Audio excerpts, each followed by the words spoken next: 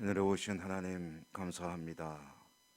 오늘도 이 새벽을 깨우시고 하나님을 예배하며 하루의 삶을 시작하게 하심에 감사하고 우리 예배를 받아주시고 기도에 응답해 주실 줄 믿고 감사드립니다. 영광 거두어 주시옵소서. 예수님 이름으로 기도드립니다. 아멘. 288장 통일찬송가는 204장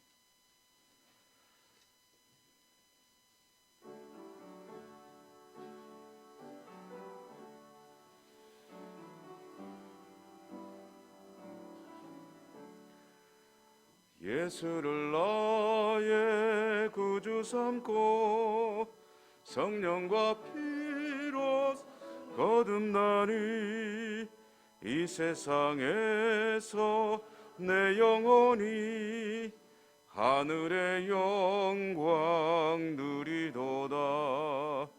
이것이 나의 간증이요 이것이 나의 찬송일세.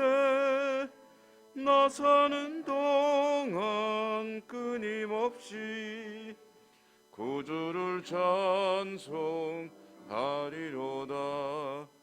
온전히 주께 맡긴 내 영 사랑의 음성 듣는 중에 천사들 왕래하는 것과 하늘의 영광 보리로다. 이것이 나의 간증이요 이것이 나의 찬송일세. 나 사는 동안 끊임없이 구주를 찬송하리로다. 주 안의 기쁨 누림으로 마음의 풍랑 잔잔하니 세상과 나는 간 곳 없고 구속한 주만 보이도다. 이것이 나의 간증이요 이것이 나의 찬송일세. 나 사는 동안 끊임없이 구주를 찬송하리로다.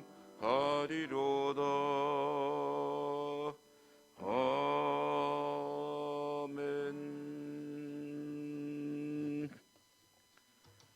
누가복음 3장 7절 읽겠습니다. 신약성경 누가복음 3장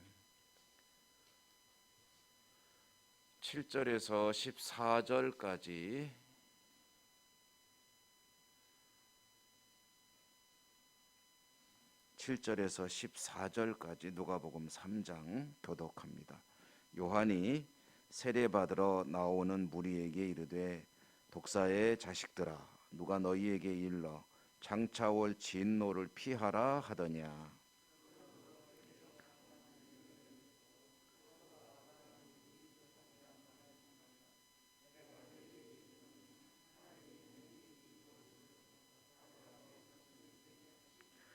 이미 도끼가 나무 뿌리에 놓였으니 좋은 열매 맺지 아니하는 나무마다 찍혀 불에 던져지리라.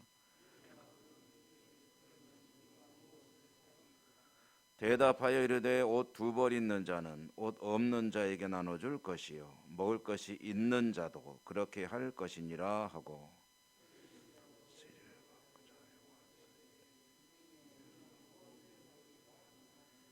이르되 부과된 것 외에는 거두지 말라 하고 군인들도 물어 이르되 우리는 무엇을 하리이까 하매 이르되 사람에게서 강탈하지 말며 거짓으로 고발하지 말고 받는 급료를 족한 줄로 알라 하니라. 아멘. 오늘 말씀의 은혜가 함께 하시기를 기원합니다. 세례 요한은 요단강 부근에서 예수님보다 조금 앞서 출현해서 회개의 세례를 전파했다. 회개하고 세례받으라. 많은 사람들이 세례받기 위해서 요한을 향해 나왔습니다. 그런데 그렇게 세례를 받기 위해 나오는 사람들을 향해 세례 요한이 한 말이 무엇이었습니까? 그들을 향해서 참 듣기에도 민망한 호칭이죠. 독사의 자식들아. 독사의 자식들아. 이 다른 성경 마태복음에 보면은요, 이 독사의 자식들하고 부른 사람들이 어떤 사람들이냐면 바리새인 같은 그런 사람들을 향해서 불렀는데, 이 누가복음은 좀 달라요. 누가복음에 보면은 누구를 향해서 이렇게 불렀냐면은 세례 요한의 그 선포를 듣고 지금 세례 요한에게 세례를 받겠다고 나오고 있는데 그 사람들을 향해서 독사의 자식들아 라고 하는 겁니다. 그러니까 이게 지금 무슨 얘기냐면은 좀 아주 똑같다고 할 수는 없겠지만,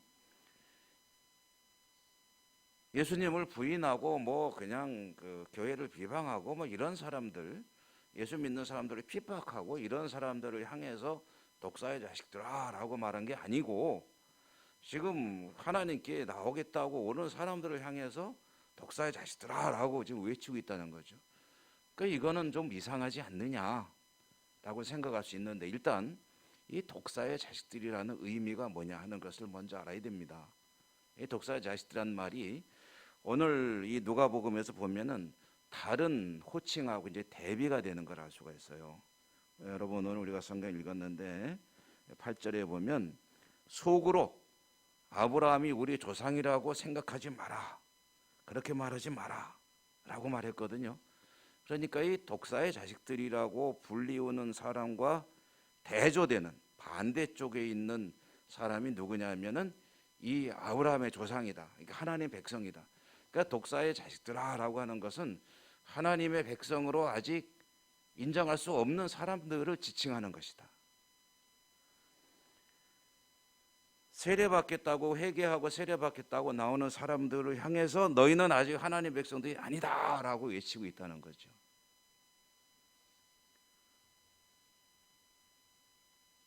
그러면 왜 그렇게 회개하고 세례받겠다고 나오는 사람들을 향해서 세례요한이 이런 표현을 쓰고 있느냐 하면은, 너희들이 이제 아브라함의 자손이라고 스스로 자부할 수 있고 지칭할 수 있으려면은 뭐가 필요하냐 하니까 회개에 합당한 열매를 맺어라 라고 이야기하는 겁니다.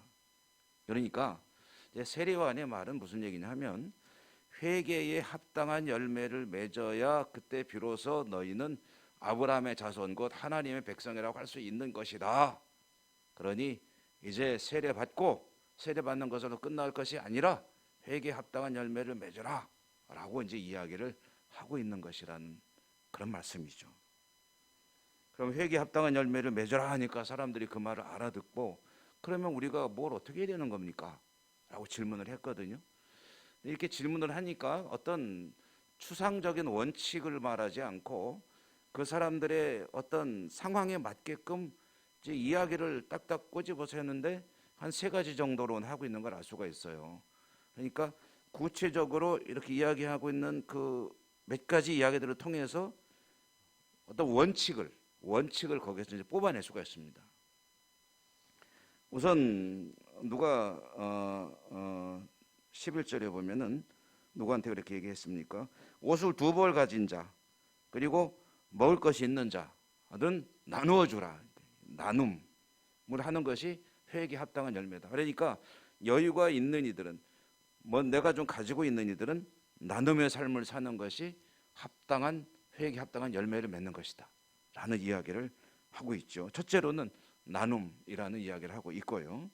두 번째는 세리들도 선생 우리가 뭘 어떻게 하면 돼요? 라고 이제 질문했을 때 세리들에게는 13절에 보니까 부과된 것 외에는 거두지 말라. 이거는 이제 요즘 말로 하면은 이제 세무 공무원들에게 정당한 세금만을 거두라. 더 걷어가지고, 이게 이제 무슨 얘기냐면은 그 당시 세무 공무원들은요, 이 일종의 그 사업자거든요. 사업자. 오늘날에야 국가에서 이제 월급을 주고, 그리고 이제 그 받은 월급을 갖고 자기는 정직하게 정확한 세금을 거두는 것이 자기 의무 아니겠습니까? 그래야 정직한 공무원이죠. 그런데 그 당시에는 뭐냐면은 일단은 거둘 수 있는 만큼 자기가 거두게끔 허락을 받은 거예요, 국가에서. 그 중에서 이제 자기가 납부하기로 약속한 돈만 내면 돼요. 너 얼마 낼 거야? 너는 저 예천군 예천읍 노하리 지역을 너 맡아. 그래 얼마 낼래? 그러면 저는 저 국가에다가 1,000만 원 납부하겠습니다. 1,000만 원 이상 없냐? 뭐 그래서 1,100만 원이요.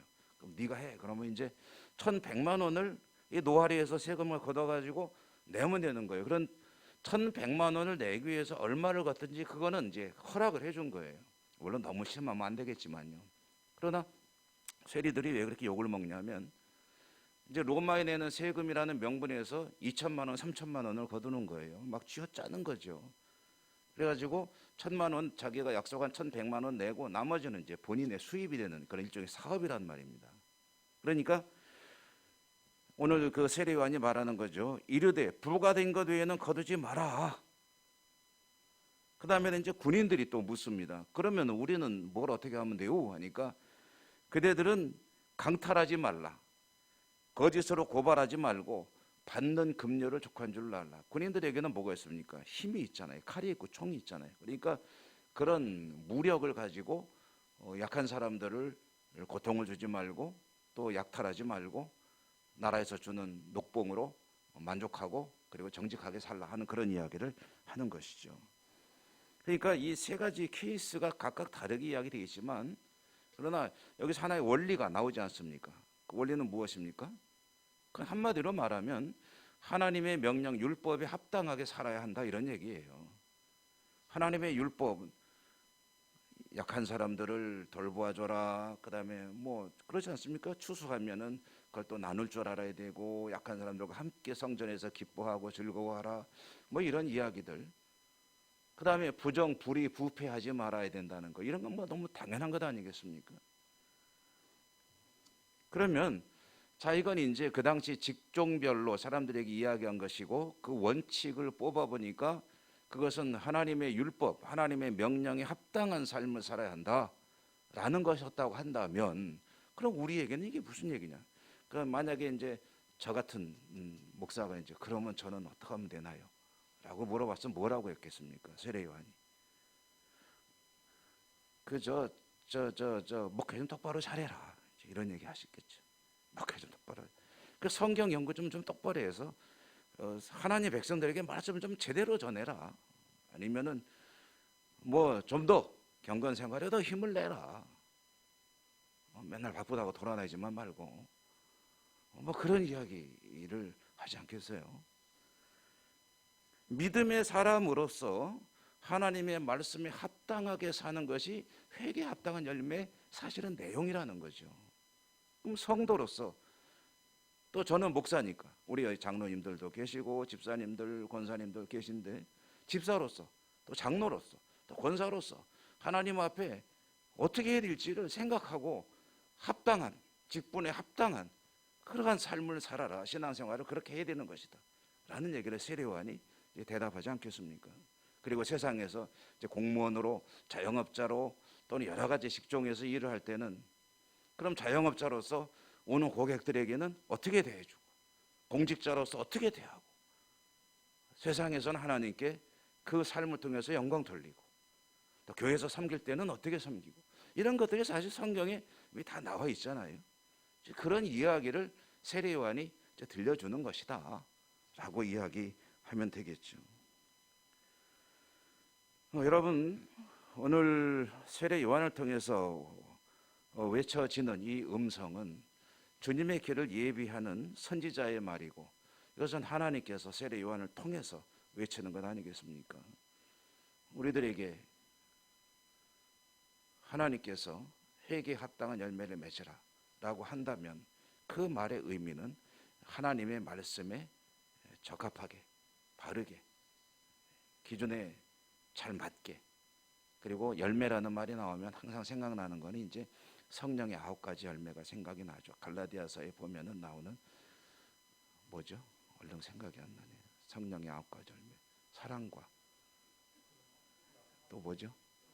제가 몰라서 묻는다고 생각하지 않으시죠? 사랑과 그 다음에 희락과 또 화평과 오래 참음과 봐요 알잖아요. 자비와 양성과 충성과 온유와 절제 이런 것들이 성령의 열매다. 사랑하고 그럼 또 사랑이 뭐냐라고 묻고 싶죠? 어떻게 하면 사랑하는 겁니까? 그러면은 고린도전서 13장 읽어보는 거예요. 사랑은 언제나 좀 참으십시오. 참으시고 그리고 모든 것을 바라고 모든 것을 견디는 나라고 끝나잖아요. 앞에하고 뒤에는 제가 좀 기억하자고 그랬잖아요. 이러한 여러 가지 성경의 말씀들을 좀 그냥 머릿속에만 알고 있지 말고 실천하는 거죠. 그것이 바로 하나님의 백성으로 살아가는 것 아니냐라고 세례 요한을 통해서 오늘 말씀하고 있는 것입니다. 여러분 얼마나 애쓰세요. 애쓰시는데 그런데 좀 새벽에도 얼마나 있겠나 기도하시러 나오셨잖아요. 하나님께 말씀 앞에 기도로 승리하는 삶을 사시기를 바라고요. 하나님 보시기에 너는 참 아브라함의 자손이라다. 이 말은 다른 말로 하면 믿음 생활 똑바로 잘하는구나. 그 말씀을 들으실 때 그게 최고의 기쁨 아니겠습니까? 하나님이 야 너는 정말 신앙생활 제대로 잘하고 있다 라고 말씀해 준다면 그거보다 더 기쁜 일이 어디 있겠습니까? 기도할 때 너 기도생활 똑바로 잘하고 있다. 예배생활 똑바로 잘하고 있다. 하나님 앞에 잘 헌신하고 있다. 이런 이야기를 들으면 얼마나 그보다 더 즐거운 일이 어디 있겠습니까? 오늘도 하나님 앞에 믿음으로 승리하는 복된 하루 되시기를 주님 이름으로 축원합니다. 은혜로우신 하나님 감사합니다. 오늘도 새벽에 말씀 주시고 저희들이 하나님 앞에 또 힘써야 될 일을 깨우쳐 주시니 감사합니다.